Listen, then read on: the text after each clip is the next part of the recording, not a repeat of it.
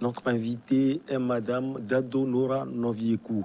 Elle est la coordinatrice nationale de WANEP Togo.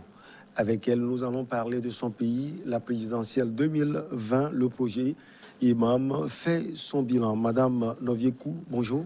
Bonjour. Merci de répondre à notre invitation. Nous avons appris l'organisation par WANEP d'une réunion de débriefing finale du projet Imam par le groupe de travail régional. Madame, revenons sur ce projet. Dites-nous, c'est quoi d'abord Imam?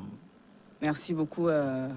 Imam est un projet sous-régional qui a été conduit par notre organisation mère, WANEP régionale, qui est basée à Accra, au Ghana.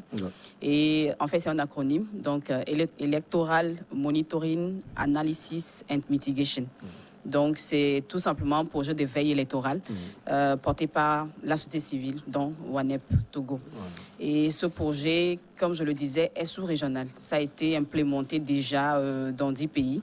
Le dernier pays en liste, c'est la Gambie, qui s'apprête bientôt à se joindre à la longue liste. Donc, c'est un projet qui a ciblé tous les pays dans lesquels, de l'Afrique de l'Ouest, bien entendu, dans lesquels il y avait les élections législatives et présidentielles, mais aussi locales à des endroits.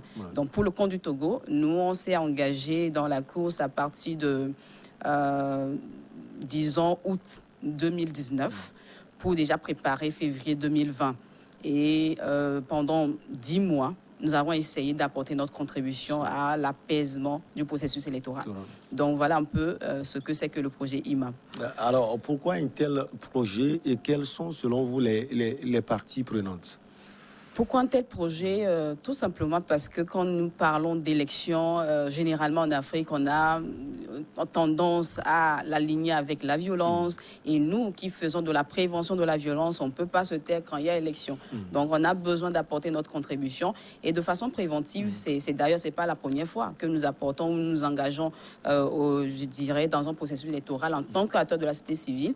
Et donc, naturellement, c'est tout simplement dans notre cahier de charge de pouvoir aussi apporter notre regard, notre expertise d'acteurs de paix à ce processus-là, qui était quand même d'un grand enjeu. Nous parlons de février 2020, donc de la présidentielle.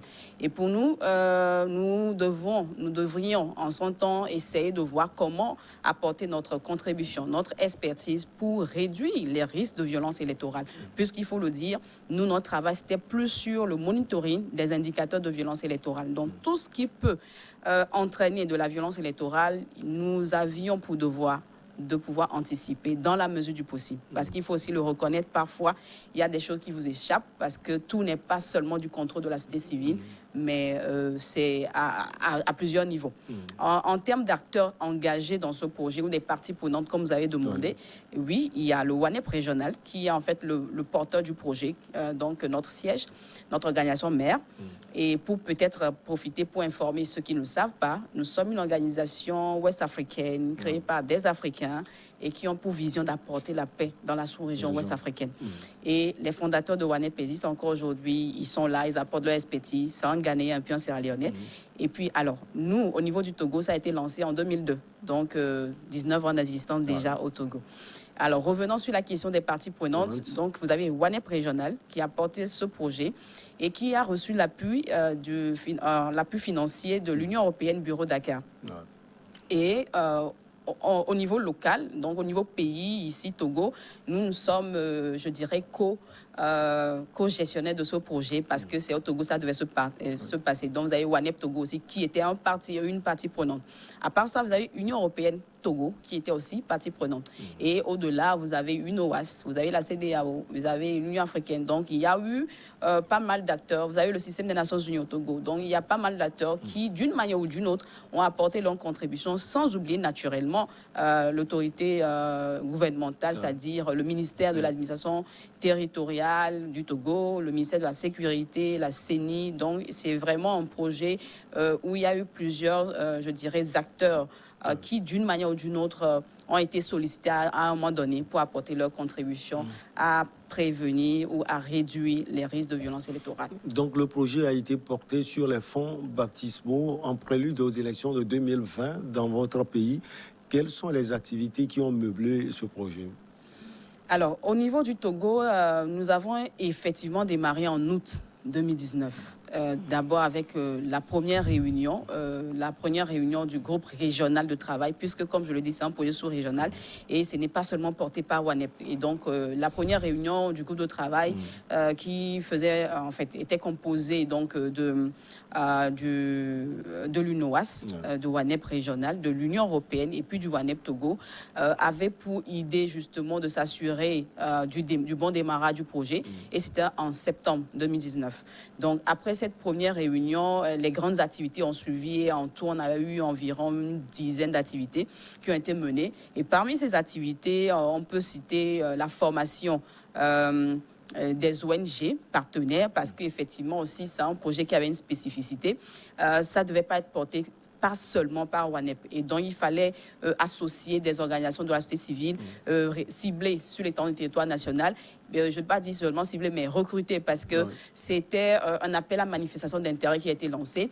Et le projet avait ce caractère communautaire et collaboratif. C'est-à-dire que les actions de sensibilisation communautaire, les émissions radio, les formations devaient se faire dans chaque région par les organisations de ces régions-là.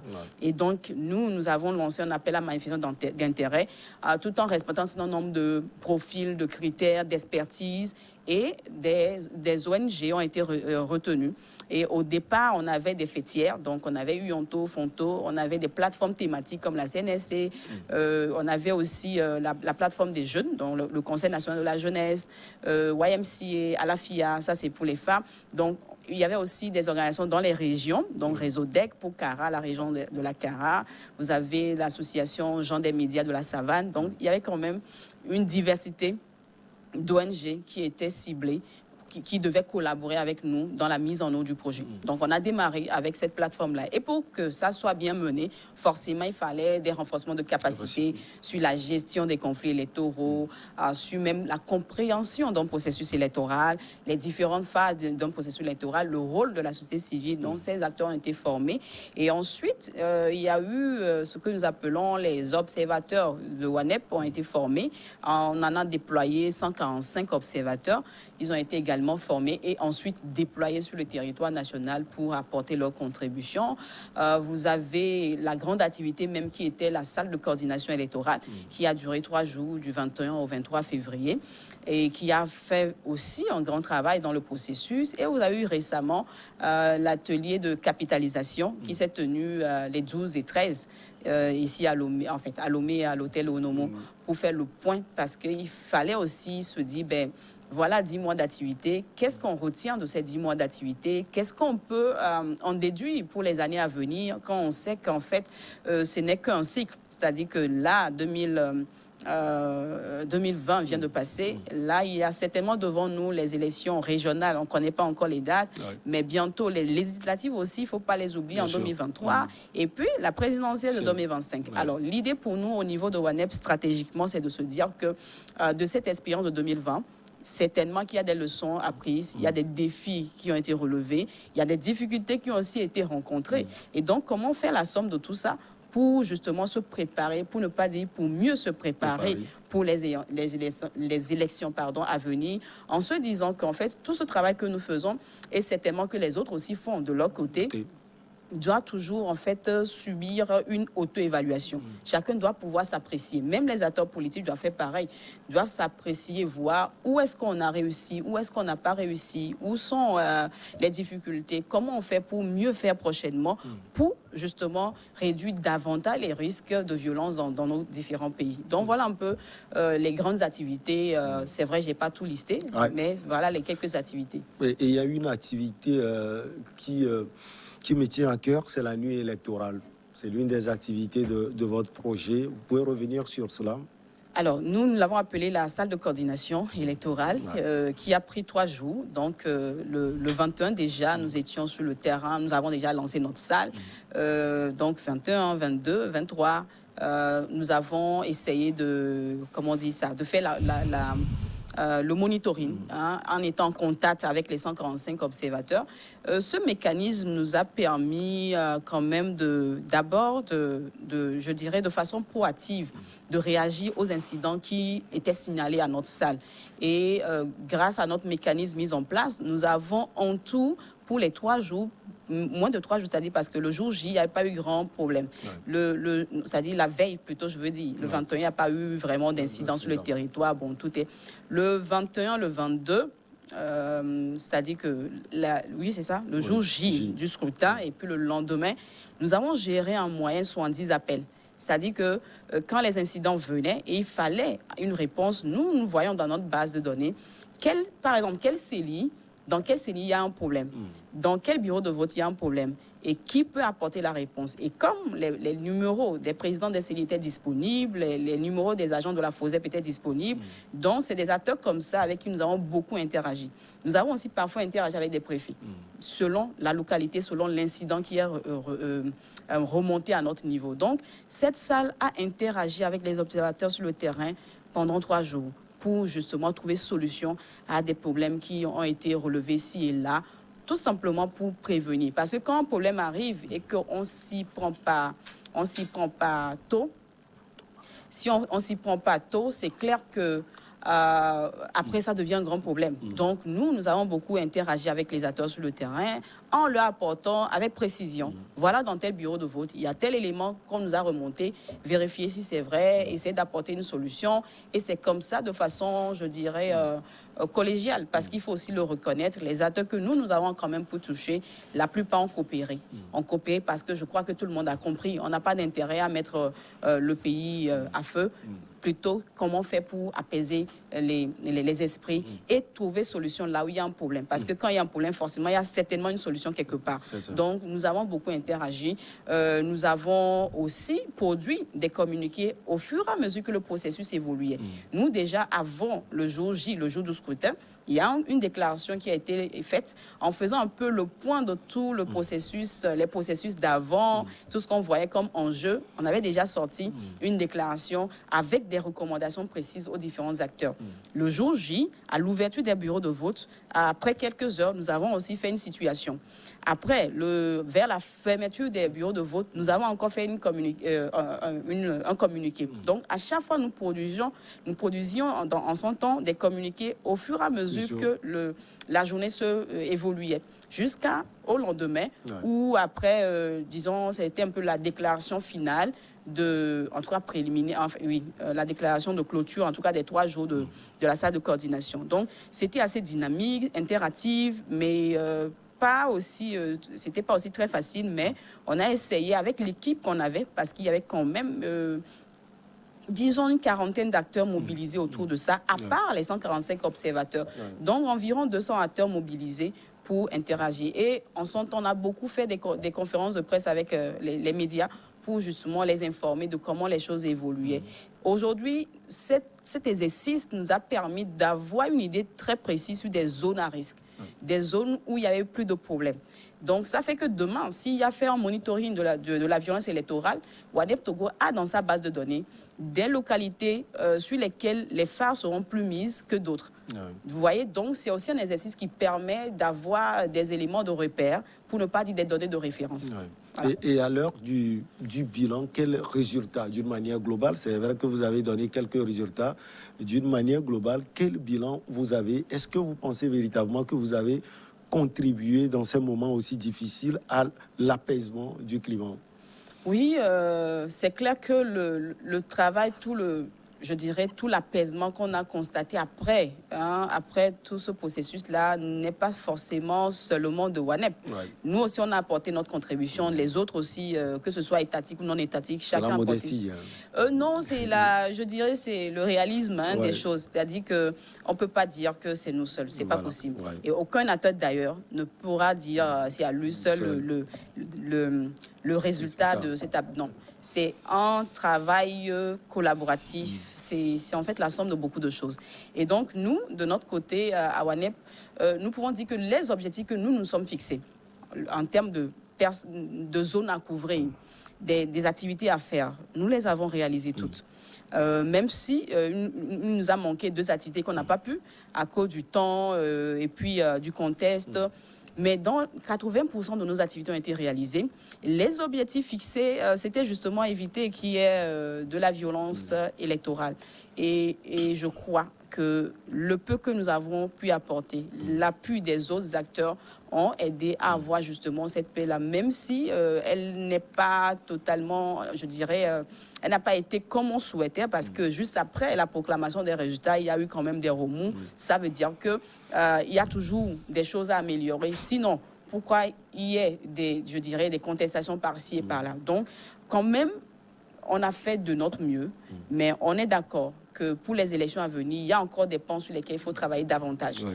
Et alors, autre résultat que nous avons, c'est tout le dispositif qui a pu fonctionner. Parce que je vous parle d'un dispositif qui a mobilisé environ 200 personnes et qui travaillait de façon spontanée, c'est-à-dire que les déclarations sortaient aussi à quelques heures de l'évolution du processus. Donc, c'est un dispositif assez bien pensé, mais qui n'est pas aussi facile à gérer si vous ne maîtrisez pas. Ouais. Donc, cette expertise-là, pour nous, ça fait bien parce que ça a renforcé, notre mécanisme de prévention, parce que c'est une expertise régionale qui vient s'appuyer ou bien s'adapter au niveau local, duquel nous avons quand même appris des choses pour mieux fonctionner, pour mieux interagir en tant qu'acteur de prévention et de gestion pacifique des conflits. Donc, voilà les deux éléments phares que je peux dire, tout en disant encore que le grand travail, c'est la somme de tous les acteurs. Alors, Madame Noviekou, j'ai fait aussi mes recherches et j'ai appris que ce projet a été aussi organisé dans d'autres pays de la sous-région ouest africaine. Alors, quelle appréciation vous pouvez faire de ce projet d'un pays à l'autre par rapport à ce que vous avez fait au Togo dans votre pays? Alors, au Togo... Je donne l'exemple du Niger. J'ai appris que vous avez été à Niamey. Oui. Alors, ce qu'on peut dire, d'abord, les premiers pays qui ont commencé, à savoir Sénégal et les autres, ont un peu eu de la difficulté parce que c'est un nouveau dispositif. Mais nous étions le septième pays à exploiter ou bien à expérimenter ce projet. Du coup, déjà, on a capitalisé de l'expérience des autres pays pour mieux nous organiser. Alors, qu'est-ce qu'on peut dire en termes de comparaison? La finalité était les mêmes pour tous les pays engagés, c'est-à-dire éviter la violence électorale. D'un pays à un autre, il y a des spécificités, il y a des réalités. Les réalités du Togo n'étaient pas forcément les mêmes que pour d'autres pays. Et donc, chacun s'est adapté. Chacun s'est adapté, même si c'est un projet sous-régional, on s'est adapté au regard des contextes, des défis et puis des enjeux. Donc, dans l'ensemble, on avait quand même la même finalité. Mais dans la mise en œuvre, chacun a domestiqué à sa manière le projet. Maintenant, nous, au niveau du Togo, c'est vrai qu'on a eu la chance d'être déployé auprès du Niger pour appuyer. Donc, c'était ça aussi la valeur ajoutée de ce projet, où il y a eu de la mutualisation des expériences. Il y a des pays qui ont appuyé d'autres pays pour déjà avoir expérimenté. Même nous-mêmes, au niveau du Togo, on a été coachés par le Sénégal, par exemple, par WANEP Sénégal, par le WANEP régional. Donc, chacun, au fur et à mesure qu'il évoluait, avec je dirais, l'expertise qu'il développait, essayer d'appuyer un autre pays. Donc, le Togo, par exemple, WANEP Togo a appuyé WANEP Niger. Voilà, donc, et vice-versa. Donc, là, actuellement, c'est la Gambie qui est en préparation. Donc, c'est quand même un projet assez intéressant de ce caractère régional-là. C'était pas toujours évident, parce qu'avant, chacun faisait son activité à son niveau. Même si on venait d'un même réseau, c'est-à-dire du WANEP. Mais là, c'est un seul projet pour tout le monde et dont on a beaucoup communiqué, on a beaucoup échangé et on a beaucoup appris naturellement. Votre pays m'intéresse. Quelle appréciation portez-vous aujourd'hui sur la situation sociopolitique de votre pays, le Togo? Au Togo, alors l'analyse sociopolitique, s'il y a quelque chose à dire, c'est qu'il y a du travail à faire avant les prochaines échéances électorales, puisque nous parlons d'élections. Et surtout plus d'un an après la mise en œuvre de votre projet. Oui, alors comme je le disais, notre projet à lui seul ne peut pas régler tous les problèmes du Togo. Et nous savons que quand nous parlons de situation sociopolitique au Togo, et d'ailleurs même en Afrique, ce n'est pas juste, je dirais, un seul sujet. C'est la somme de beaucoup de choses. C'est un peu la somme des... comment on peut dire ça, des frustrations, des non-dits, des incompréhensions qui ne sont pas forcément soldées avant les prochaines élections. Et quand on est dans un contexte comme ça, c'est pas parce que vous avez forcément fait une élection que tous les autres problèmes sont partis. Donc ça veut dire qu'à chaque fois, il va falloir composer avec les anciens problèmes et essayer de trouver toujours solution en allant. On s'en rappelle encore en 2000, si je m'abuse, 2018, même 17, 18, 19. Pendant 3 ans, c'était compliqué. Oui, c'était très compliqué. Avant qu'on aille aux élections de 2020. Mais ça veut dire que toutes les difficultés, les frustrations, les revendications des uns et des autres doivent être encore appréciée. Et c'est là, je crois aussi, la pertinence du cadre, la concertation nationale des acteurs politiques, même si on note que malheureusement, ils ne se sont pas forcément bien entendu comme on l'aurait souhaité. Mais moi, je dis, c'est déjà bien qu'il y ait eu quand même des propositions, jusqu'à ce qu'on offre propositions faites par ce cadre-là. Maintenant, j'espère qu'il y aura une suite favorable à ce cadre et que le dialogue doit être maintenu. En fait, s'il y a une leçon apprise aussi, c'est que des élections, il faut toujours régler les différends avant d'engager un processus électoral. Sinon, à chaque fois, quel que soit ce qui sera fait, les frustrations vont rattraper.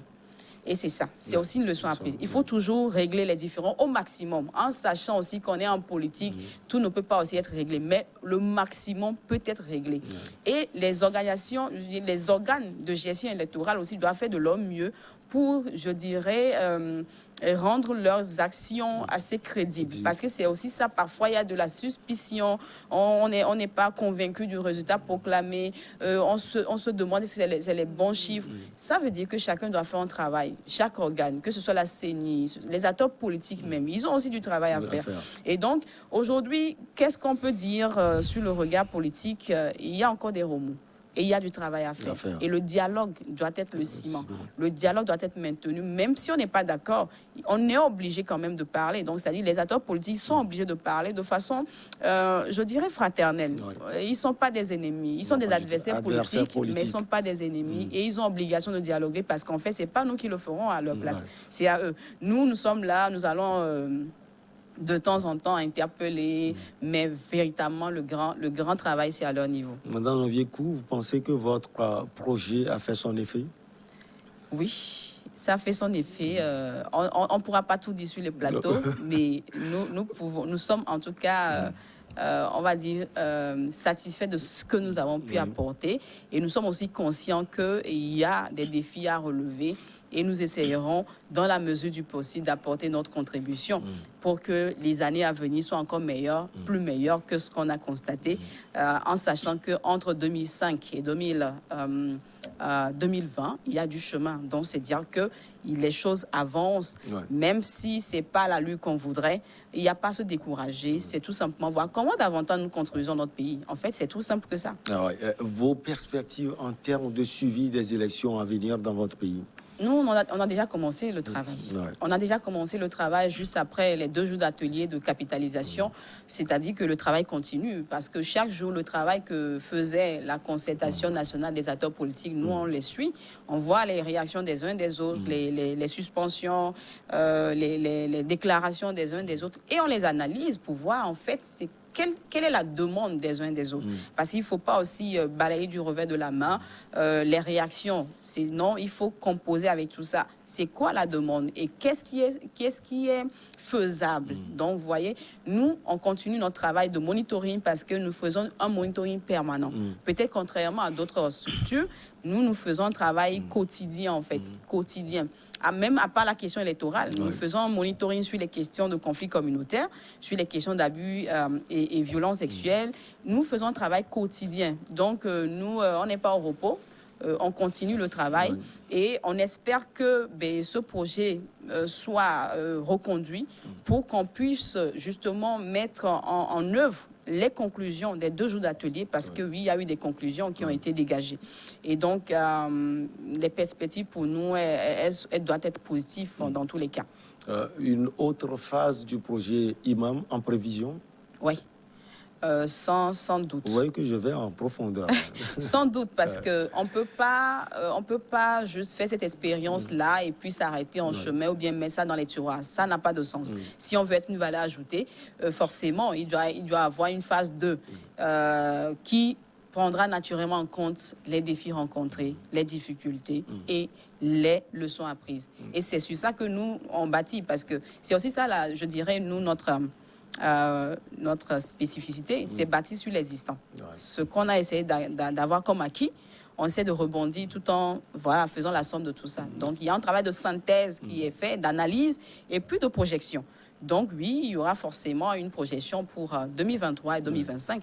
Et puis, au-delà, je dirais que, à part nous, forcément, il y a d'autres organisations qui ont aussi travaillé, qui ont fait leur monitoring. Et c'est, je crois, le lieu de saluer tous ces acteurs-là, qu'ils soient étatiques ou non étatiques, chacun d'une manière, même les médias.